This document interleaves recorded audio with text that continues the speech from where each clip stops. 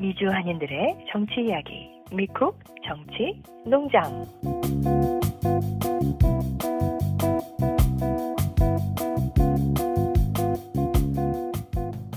안녕하세요, 애청자 여러분. 미쿡 정치농장, 오늘도 어김없이 애청자 여러분들 찾아왔습니다. 오늘 참여하신 패널분들 안녕하세요. 네, 안녕하세요. 안녕하세요. 염소 아저씨입니다. 네, 뉴저지 냥입니다. 지금 북미 대륙에 지금 40여 개 주에 엊그제까지만 해도 굉장히 주의보 같은 것들이 날씨 때문에 바람, 눈, 비 이런 피해들이 있었다고 합니다. 들으시는 분들 피해 없기를 기대해 봅니다. 네네. 플러드 된 곳이 굉장히 많아요. 그래서 아침에 출근할 때도 저 같은 경우는 하이웨이를 반대 방향으로 타서 한 바퀴 좀 돌아서 가고 집에 올 때도 막혀서 좀 뺑뺑뺑 돌았어요. 많은 사람들이 그래서 어디로 가야 되냐고 그렇게 한 사람 되게 많아요. 뉴저지 같은 경우는 눈이 왔나요? 비가 왔나요? 지금, 비가 왔어요. 비가 왔다고 비가 그랬죠? 어저께 밤부터 한 8시 이후부터 엄청나게 쏟아져서요. 저희 아이 학교도 2시간씩 다 딜레이 오프닝 했고요. 예, 여기 노스캐롤라이나는 아예 학교 휴교했어요, 하루. 오, 예, 여기도 바람 엄청나게 불었습니다. 폭풍과 네. 몰아치는데 문제는 온도가 60 몇 도 F까지 올라갔어요. 완전 여름이에요. 그러니까 이게 기상이변에서 나타나는 거예요. 기후온난화에서. 예, 네. 심각한 것 같아요. 네. 아무래도 이 환경 보호를 위해서 정부가 좀 적극적으로 참여해야 되는 게 아니고 일반 시민들이 할 수 있는 건 굉장히 제한적이잖아요. 그런 생각이 듭니다. 오늘 한국 소식 좀 전해드리겠습니다. 이태원 참사 특별법이 통과가 되었어요, 냥이님. 네. 9일 날 이태원 참사 특별법이 국회를 통과했는데요. 더불어민주당이 12구 이태원 참사 피해자 권리 보장과 진상 규명 및 재발 방지를 위한 특별법을 의결을 했고요. 지금 민주당하고 야당 의원들만 표결에 참여했어요. 국민의힘은 야당의 강행 처리에 항의하면서 표결에 불참을 했고요. 오늘 한동훈 비대위원장이죠, 국민의힘. 말한 게 뜬 걸 봤는데 이 특별법이 국민의 분열을 일으킬 거라고 얘기를 하는데 도대체 누구가 이걸 위해서 분열을 이렇게 할지는 참 이해가 안 되는 상황이고요. 요번 특별법은요, 이태원 참사 진상 재조사를 위한 특조위를 구성하는 것이 골자예요. 그래서 특조위는 상임위원 3명을 포함해서 11명으로 구성이 되고요.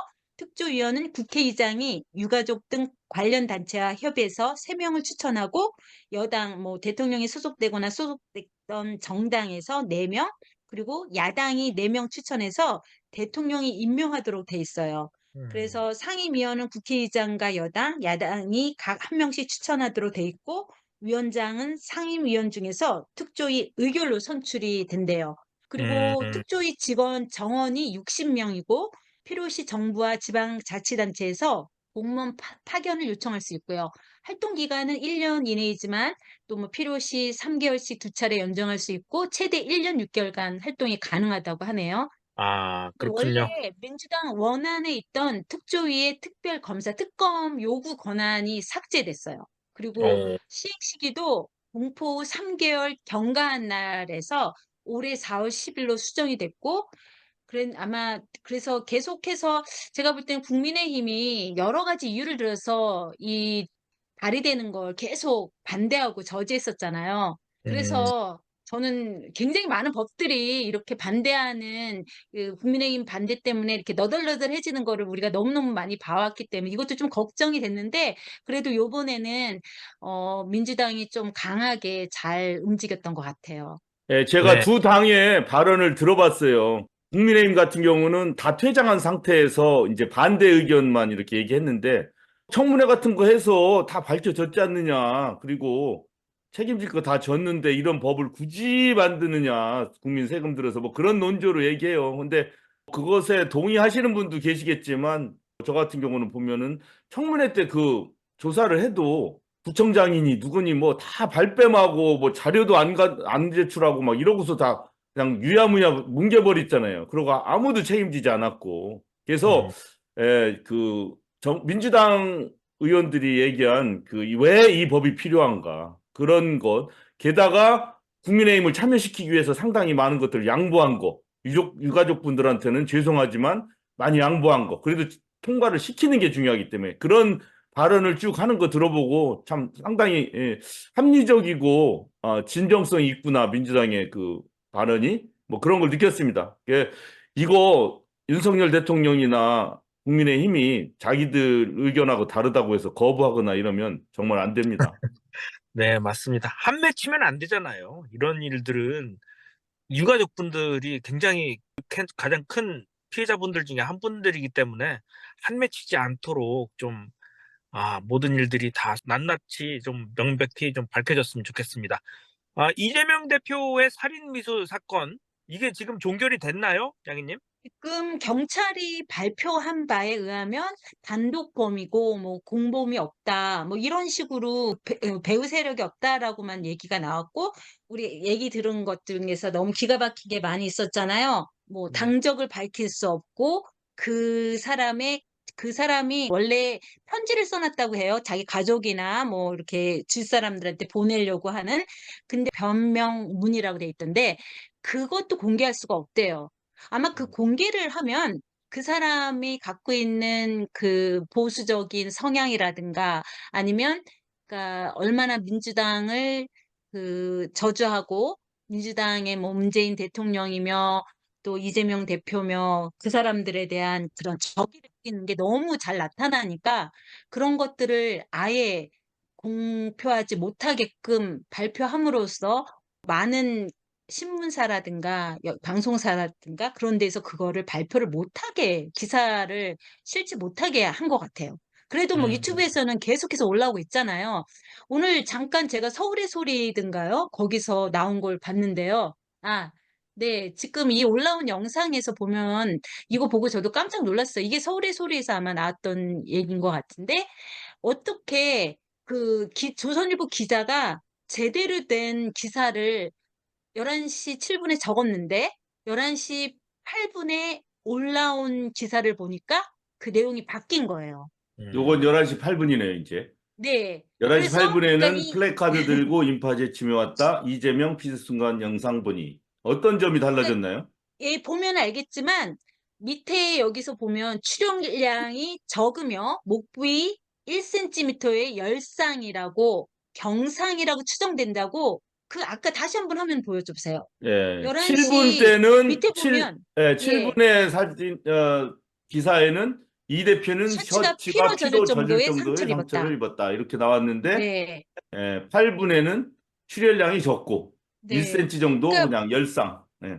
네, 앞에 보면 흉기는 정확히 무엇인지 뭐 이런 거 비슷하잖아요. 그래서 마치 진실을 얘기하는 듯 하면서 정말 핵심이 되는 거는 이 조선일보가 이 이재명 대표의 살인 미수 사건이거든. 이거는 진짜 단순한 사건이 아니에요. 근데 마치 그냥 아주 경미한 그냥 동네의 그런 사람들의 그런 범죄자들이 그냥 하는 것처럼 이렇게 만들기 위해서 이렇게 말을 바꾼 거예요. 그러니까 예, 똑같은 기자네요. 장상진 기자. 네. 조선일보. 그리고 그 사람뿐만이 아니라 그 봉하마을에서 이 지금 범인이 김진성이란 사람인데 그 사람을 차로 태워줬던 어떤 여자분이 나와서 인터뷰하는 걸 봤어요.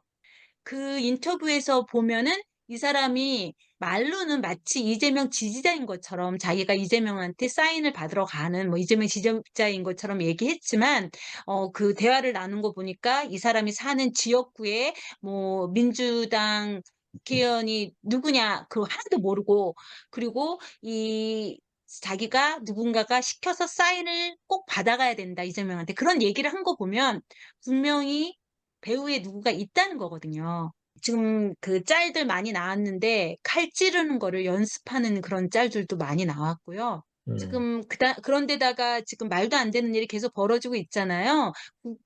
국민의힘 국회의원이 정청래 의원이라든가 이렇게 진실을 얘기한 사람들을 그 마치 이 사건을 되게 부풀린 것처럼 얘기했다면서 고발을 하지 않나. 그리고 부산에서 뭐 서울로 왜 부산에서 치료를 안 받고 서울로 왔냐? 뭐 이런 걸로 해서 그 본질을 흐리는, 마치 뭐 쓸데없이 그 헬기를 타서 뭐 경비를 낭비했다던가 부산을 무시했다든가, 지금 계속해서 엉뚱한, 이 핵심이 되는 건 지금 살인 미수 사건이 났고 그 살인자의 동기가 정확하게 뭐냐. 그리고 이 사람이 정치적 석양 때문에 분명히 정치적 사건인데 이걸 어떻게 해서든지 정치적인 사건으로 안 가져가려고 너무 애쓰는 게, 너무 보이는 게, 이게 도대체 이 정부는 왜 그거를 감싸는지. 그리고 음, 분명히 뭐 우린 모두 말을 안 해도 알죠. 분명히 이 사건 자체가, 그리고 흐름이, 진실이 밝혀지면 여당한테 불리하게 될 거라는 걸 다 알고 있으니까 어떻게든지 그걸 막아보겠다는 게 목적이긴 하지만, 분명한 건 이 정권이 모든 사람들에게 이재명 대표는 법적으로 처벌을 못하면 이런 식으로 해도 처벌을 받아야 될 악마화 시킨 게 정말 문제잖아요. 그거에 대해서 음, 반성하고 좀 변화해야 되고, 제가 볼 때는 이게 다시는 이런 일이 그 누구한테도, 저는 윤석열 대통령한테도 이런 일이 일어나기를 바라지 않고 한동훈한테도 이런 일이 일어나기 바라지 않아요. 일반 정상적인 사고를 하는 이런 국민들은 모든 사람이 같은 마음일 거예요. 지금 대한민국이 이만큼 많이 발전했고 민주화됐는데 누가 그런 걸 바라겠어요. 근데 이걸 자꾸 거꾸로 되돌리려고 하는 사람들이 자꾸 이 진실을 왜곡하는 것. 그래서 국민들이 더 진실을 알고 깨어있고 목소리를 내야 된다고 생각해요. 제가 네. 너무 흥분했죠. 아닙니다. 뭐 김 씨의 변명문, 기자들이 가서 이거 왜 이런 겁니까? 김 씨가 이렇게 되기도 합니다. 제 변명문에 써 있으니까 그걸 한번 읽어보십시오. 기자들한테 야, 내 변명문이 한번 읽어봐. 이렇게 다 얘기를 했는데 그걸 공개할 수 없다는 게 좀 아이러니한 부분이고, 참고로 뉴욕타임즈에서 이 김 씨의 신상을 다 털었습니다. 이름이랑 뭐 이 사람 뭐 하고 정신력이 뭐가 안 좋고 뭐 이런 것들을 다 보도를 했는데 우리나라 언론에서만 이렇게 가리는 이유는 뭘까요? 양희님이 말씀하신 대로 이 국민의힘당과 여당에 좀 안 좋은 이야기들이 많기 때문에 그런 것이 아닌가 이렇게 추정해 봅니다.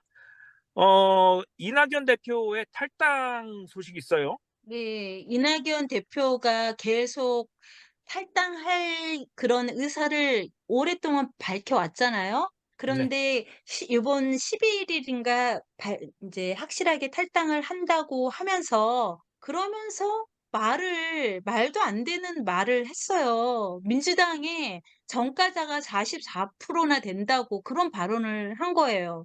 저는 이거 사과했죠. 들으면서 너무 사과를 했는데, 그러면 사과를 하면 내가 잘못했다.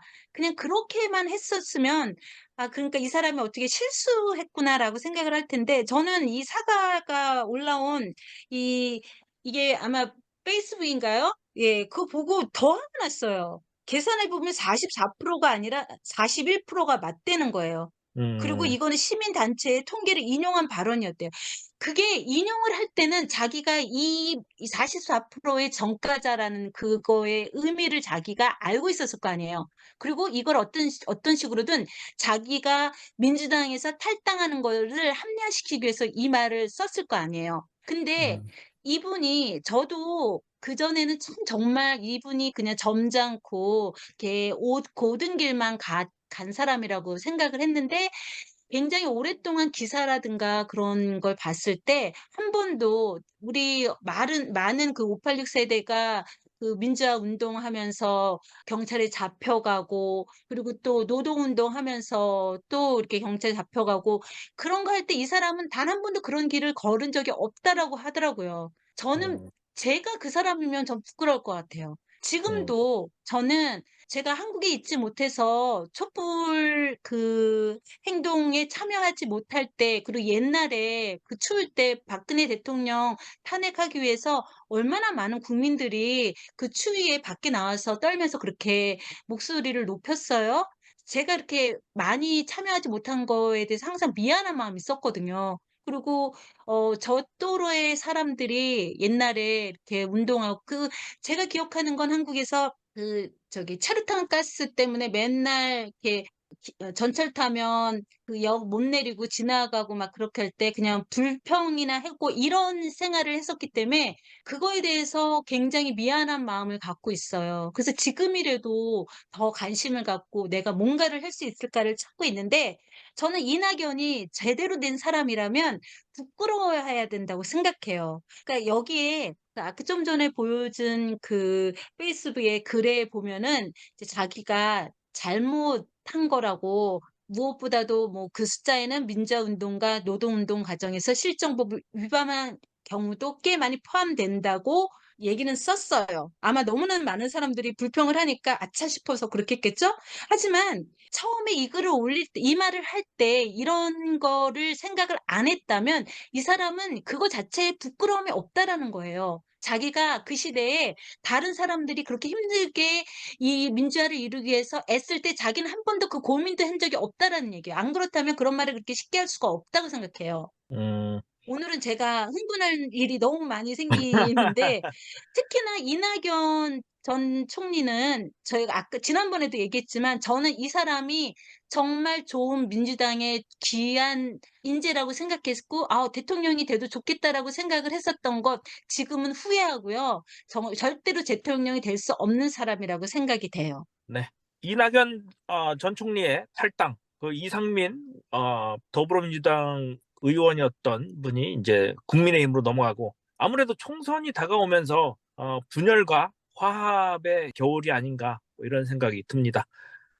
지금 조금 전에 그 44%에 대한 그 팩트 하나만 여기서 짚고 넘어갔으면 좋겠어요. 네네. 그래서 민주화 노동운동 전과제를 제외한 진짜 그런 범죄를 저지른 그 사람들 범죄율은요, 민주당은 16.4%, 국민의힘은 19%라고 해요.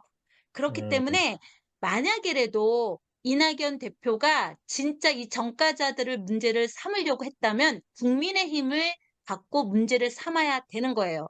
음, 아무래도 보고 싶은 것을 본 것이 아닌가 뭐 이런 생각이 뭐 아니면 이분이 결국은 그쪽으로 갈 마음이 있든가요. 음, 그건 뭐 이제 더 지켜봐야 되겠죠. 윤영찬 의원이 변심했어요?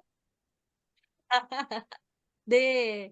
그 얘기 들으셨죠? 그 원칙과 상식. 저는 이 사람들이 왜 그 좋은 원칙과 상식이란 말을 자기네가 원칙과 상식도 없는 사람들이 이 말을 써서 그냥 그 말의 그 의미를 희석시키는지 모르겠어요. 어쨌든 가장 대표적인 이 의원이 4명이었잖아요. 근데 그 중에서 한 명인 윤영찬 의원이 발표하기 바로 저기 탈당 기자에게 30분 전에 잔류를 선언했대요. 그래서 저는 되게 도대체 왜 그러지? 궁금했어요. 근데 너무 웃겨요. 이게 어디까지 진실인지는 아직은 저는 잘 모르겠어요. 근데 여러 기사에서 벌써 났는데 그 이유가 윤영찬 의원의 그 지역구가 그 현근택 의원이 공천이 될 거라고 예상이 되는 곳이었던 것 같아요. 근데 현근택 의원이 공천이 탈락 가능성이 보인다는 거예요. 그래서 도대체 이 사람이 뭘 잘못했지? 그래서 그걸 좀 찾아봤어요. 근데 보니까 그 민주당 여성위원회에서 성희롱 관련된 걸로 이 사람을 고발을 했더라고요. 근데, 그러니까, 심의를 한다고 해요. 근데 도대체 이 사람이 뭘 잘못했지? 그렇게 보니까 그냥 그 기사에 난 거로 봐서는 지역이 지금 제가 기억이 안 나는데 그 지역에서 오신 분이 뒤에 두 분이 계셨는데 두 분이 뭐 부부냐 같이 사냐 이런 말을 했다는 거예요. 음, 그래서 그게 성희롱이라는 거죠. 근데 그 말이 저는 이분이 그렇게 말을 함부로 하는 분이 아니에요. 제가 알기로는 현근택 이분이 그래서 분명히 앞뒤에 무슨 이유가 있을 거는 같고 하지만 저는 이 민주당의 그 여성위원 같은 데서 이런 문제들을 계속 문제시하는 거는 되게 좋다고 생각해요. 왜냐하면 그동안 너무 자연스럽게 쉽게 던졌던 말들이 이제는 사람들이 서로 조심하는 그런 걸 만들어 나가야 되고 그래야 상대방이 잘못했을 때 제대로 비판을 할 수 있기 때문에 되게 좋은 거라고 생각하지만 그렇다고 해서 공천을 탈락시킬 만큼 이게 심각하다고 생각하지는 않아요. 그래서 어떻게 보면 윤영찬 의원 같은 경우는 아마 그냥 낙동강 오리알이 되는 건 아닐까. 음, 근데 아니면 처음부터 본인은 공천을 못 받더라도 떠나고 싶은 마음이 없었는데 그냥 좋은 핑계가 생겼다라고 이렇게 생각할 수도 있고요. 그래서 한번 두고 봐야 될 것 같아요. 어떻게 될지. 네, 잘 들어봤습니다. 염사연 씨 미국 소식도 짧게 좀 부탁드립니다. 네, 미국 소식하기 앞서서 한국 소식도 마찬가지예요. 지금 이렇게 전해지는 소식들이 여러분 듣기에 희망적인가요? 다 지저분하고 음모, 속 보이는 일 다 이걸로 꽉 찼죠?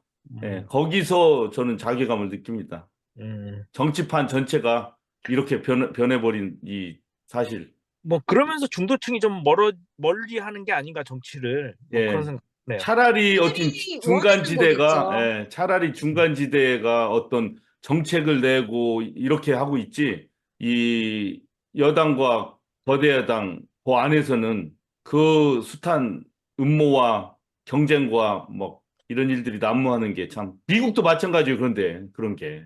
그게 문제라는 거예요. 그러니까 지금 우리는 현재 초심을 잊지 말아야 돼요. 우리는 유권자예요. 그리고 건강한 시민. 앞날을 우리가 개척해 나간다는 생각을 가지고 우리는 이해할 수 있는 것은 이해하고 비판할 것은 비판하고, 예. 그 대신 혐오나 증오를 부추기는 것에는 휩쓸리지 말고 이렇게 하기 위해서 노력해야 돼요. 근데 이게 말이 쉽지 시간이 갈수록 점점 어려운 것 같아요. 왜냐하면 몇 년 전만 해도 제가 그 보수층 카톡방에 올라온 합성 사진 하나 보고 사람들 흥분하는 거 보고 야, 이 바보 같은 할아버지들 이랬거든요.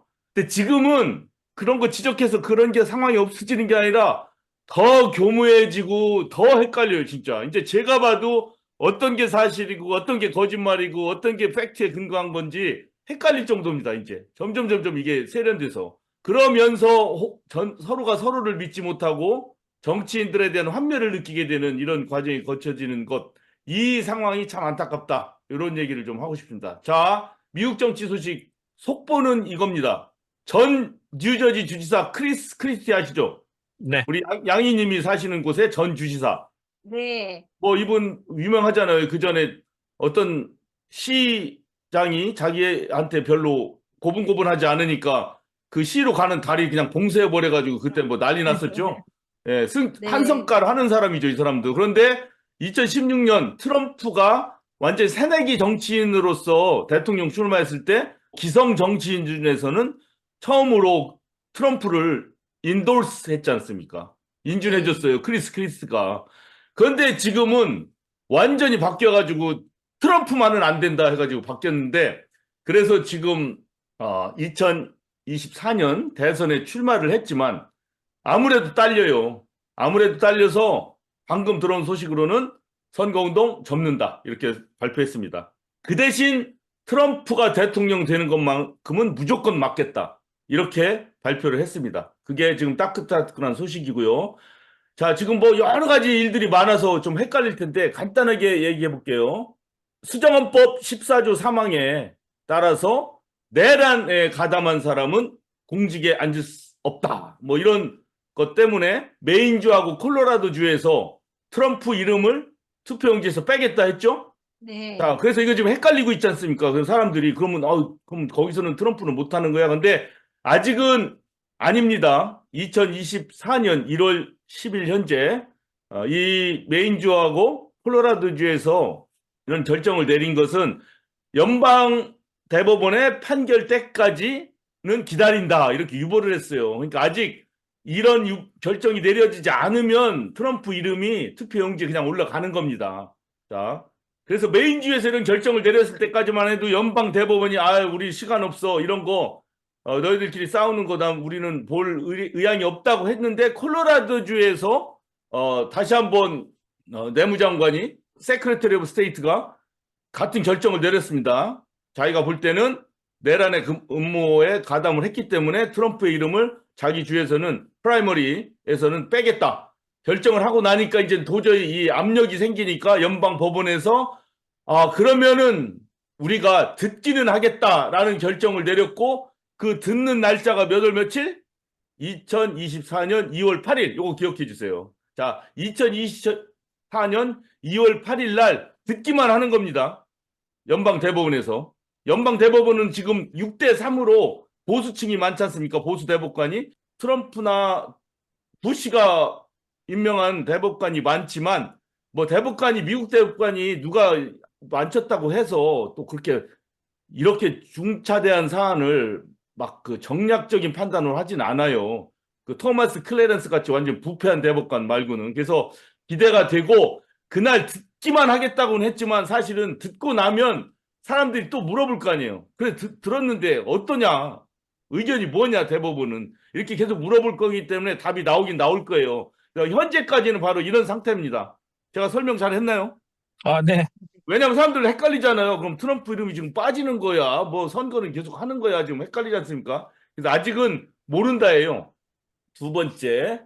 자, 엊그저께 DC의 페더럴 서킷 코트에서 페더럴 서킷 코트는 뭐냐면은 그 항소심입니다.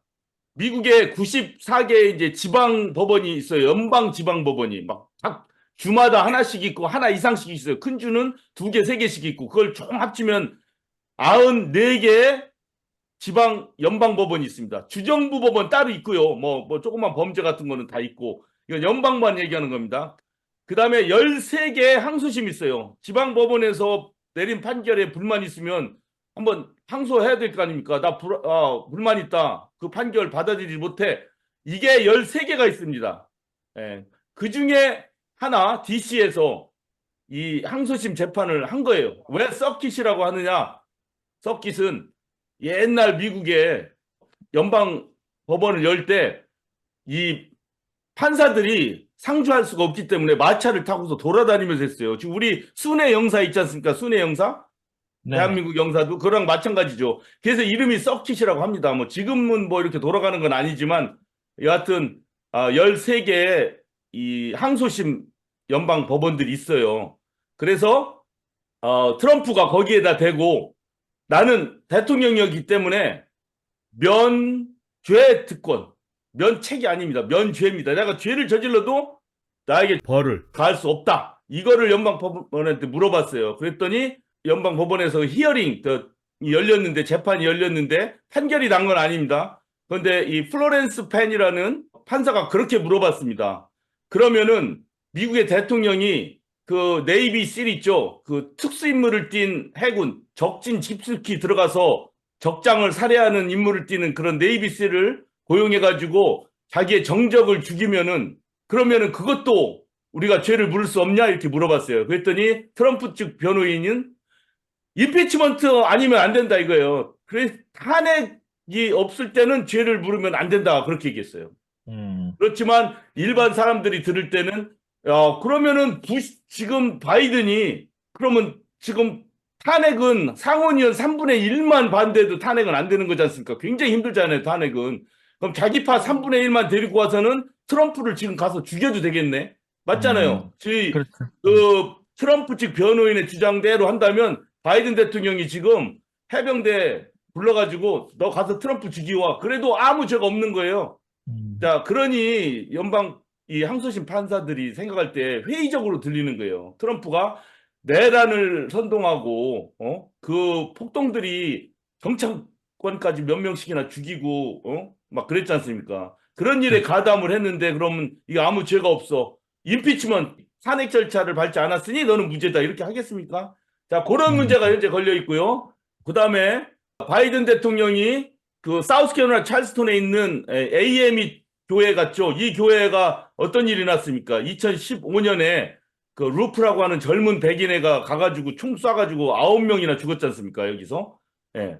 그래가지고 거기 가서 바이든 대통령이 유족들 위로도 하고 또 자신의 얘기를 했고 또 트럼프에 대해서 얘기를 했어요. 루저다 그랬어요. 루저. 백인 우월주의자들이 저지른 이 망동에 피해를 받은 이 교회에 가서 연설을 하고 위로를 했습니다. 그러면서 트럼프를 루저라고 했습니다.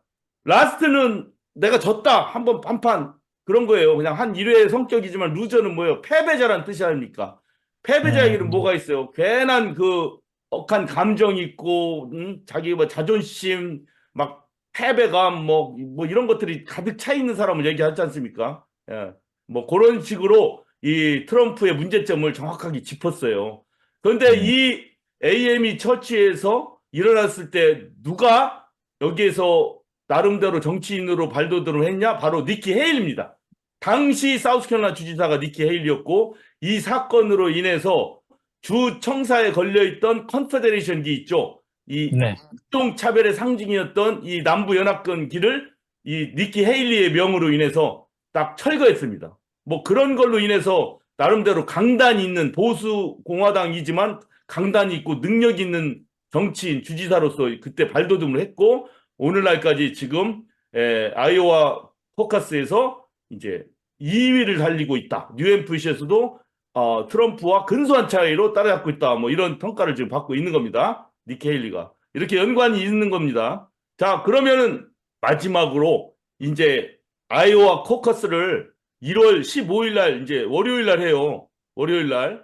자, 오늘의 단어 하나씩 배우는 거 빨리 합시다. 코커스. 이거 많이 들어보셨죠? 코커스. 코커스. 발음 좋은 우리 너구리님이 한번 해주세요. 따라해 주세요. 코커스. 코커스. 아유, 매력적인 발음이야, 역시. 자, 이 코커스는 뭐냐면, 이 어원에 대해서는 여러 가지 말이 있는데, 뭐 옛날, 미국의 영국 식민시대, 뭐, 보스턴 쪽에서 사람들이 술집에 모여가지고, 야, 요번 정치인은 누구를 뽑을 거야, 뭐, 이랬다고 그래서, 뭐, 술에서 비롯됐다고 하는 말도 있고, 여러 가지 있는데, 당내 경선하는 제도죠. 경선하는 제도에 두 가지가 있습니다. 코커스가 있고, 프라이머리가 있어요. 코커스는 뭐냐? 여러 명이 나와서 토론을 해요. 그러면서 이 유권자들이 직접 후보를 뽑는 게 아니라 후보를 뽑기 위한 선거 인단을 뽑는 겁니다. 델리게이트라고 하죠. 델리게이트. 그래서 코커스는 좀 다른 게 여러 명의 이제 델리게이트가 있을 거 아닙니까? 나는 트럼프 찍을 거야. 이런 델리게이트도 있고, 난 니키 헤일리 찍을 거야. 하는 델리게이트 있고, 나는 뭐 디센티스 찍을 거야. 델리게이트 있죠. 그럼 유권자들이 그 사람들을 뽑아요. 그런데 그 중에서 제일 적게 얻은 표, 예를 들어 디센티스가 뭐 전체 중에 뭐 1%도 안 얻었잖아요. 그럼 그걸 찍은 델리게이트는 딴 데로 갑니다. 난 그럼 니키 헤일리로 갈 거야. 난 그럼 트럼프로 갈 거야. 이런 식으로 뽑는 게 코커스입니다. 아셨죠? 프라이머리는 지금 우리가 보통 하는 투표처럼 그냥 표를 팍 던져버리는 거예요. 그래서 제일 많이 얻은 사람이 다 가져가는 걸로 하는 겁니다. 그 두 개가 다릅니다. 그래서 어떤 주는 코커스를 하고 어떤 주는 프라이머리를 하는데, 포커스를 하는 주는 별로 안 남았어. 이제 점점 사람들 추세가 그냥 일반처럼 프라이머리로 투표 한번 딱 던지고 끝나는 걸 선호해요. 그래서 점점 프라이머리로 더 많이 간다. 그래서 1월 15일 날 아이오와주에서 공화당 포커스를 필두로 해서 6월 4일까지 쫙 합니다. 총 2,700교인데 이제 그 중에 반 정도 얻는 사람이 공화당 후보로 이제 되는 겁니다. 미국 소식 전해드렸습니다. 네, 잘 들었습니다. 저는 여기까지 마치고요. 다음에 또 건강한 모습으로 찾아뵙겠습니다. 모두 수고하셨습니다. 네, 수고하셨습니다. 수고하셨어요.